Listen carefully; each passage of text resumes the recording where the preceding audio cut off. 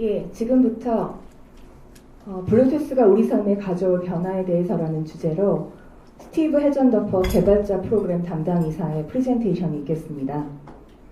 Steve, please. Thank you. First of all, I want to thank everyone for coming out today and spending time to chat with me this afternoon.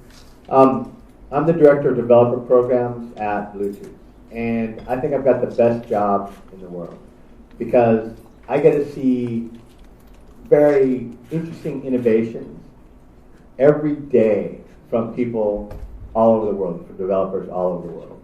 So my job is very, very cool. And one of the things that I'm seeing a lot of as I talk to partners, my team talks, what are some of the scenarios and solutions that developers will be coming out with that will utilize these technologies? What are some of the things that they are thinking, right? So the first thing I really want to talk about is beacons. And most of you probably have some experience with beacons. For a lot of you, your experience is in this retail space, kind of that shopping space. And it makes a lot of sense. It's kind of hand in glove. There's a very good fit where I go into a store and I am looking in that store for something particular, and the store may offer me coupons for a particular good that I'm looking at, or may give me more information about the thing I'm looking at, or may just perhaps give me directions inside the store, something like that. So retail makes a lot of sense for beacons. But when I look at beacons, I see more people over the next probably 4 years looking at beacons from an industrial or manufacturing perspective, where beacons are going to be embedded into supply chains, where beacons are going to be embedded into manufacturing equipment to give people proximity and microlocation information of those things. Another really interesting use case for beacons is what we call first responders. So firefighters, policemen. In this building, if this building were to catch on fire and you were to call the fire department, they would know where the building was. They could use GPS to triangulate kind of where the building is based on your antenna, right? But they wouldn't know you're on this floor in this conference room. I want the fire people to know that I am in this room because I'm on fire, right? I want them to know where I'm at from a first responder perspective. Or, I'm in trouble, right? I've fallen and I can't get up. I want them to know where I'm at. Bluetooth helps enable first responders by giving them proximity information within a building.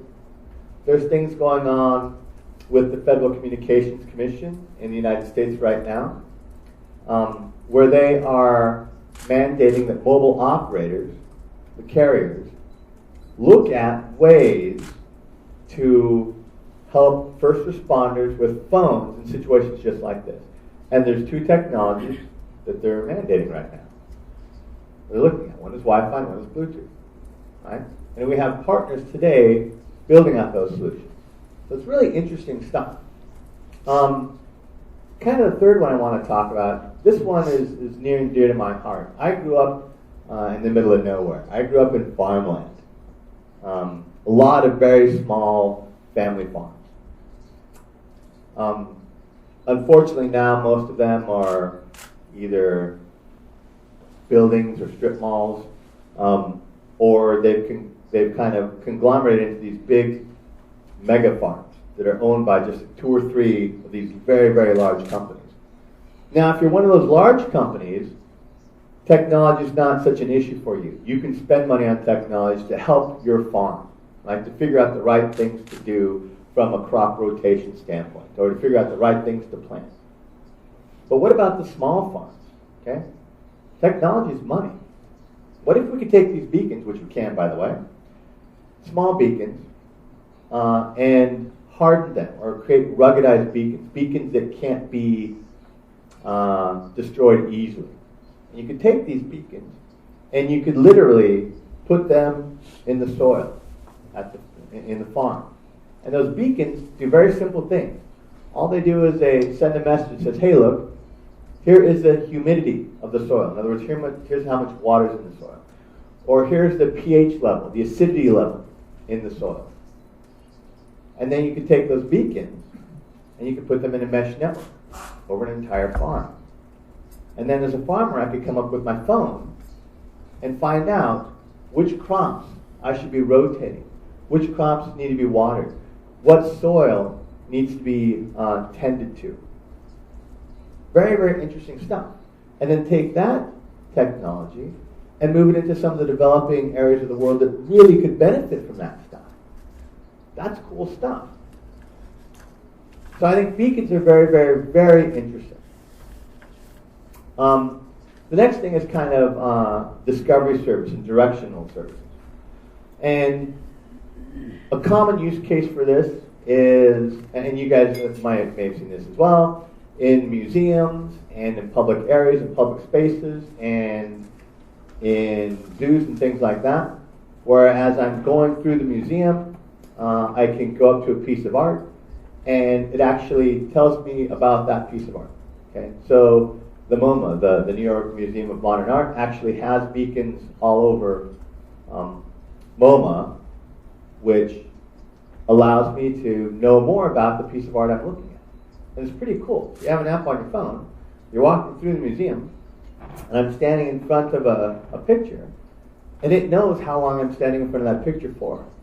And after about 4 seconds, it starts playing a small video of what I'm looking at and the history of that thing. Pretty neat. If you've flown through Narita or gone through the Tokyo station, you've already probably experienced beacons if you've used those apps, where they're using beacons to actually not only tell you where you are, but help you find directions through the terminals or through the stations to get to the place you want to go. In fact, just yesterday, we were in Tokyo.